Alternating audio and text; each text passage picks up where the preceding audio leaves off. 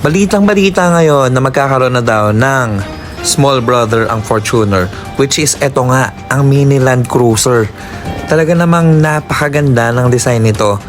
At una itong nirelease noong 2022 na kung saan drawing and designs pa lang siya.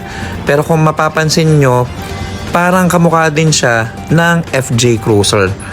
So, ano sa tingin nyo? Ano kaya ang pinaka-inspiration ng compact cruiser na ito? Talaga namang mukhang magkakaroon na ng 4x4 na mini Land Cruiser. Ayan, kung mapapansin nyo, parang mas malaki lang siya ng konti sa Toyota Cross based sa mga pictures na ipinakita. Pero dito, parang magkakaroon siya ng feature na 4x4.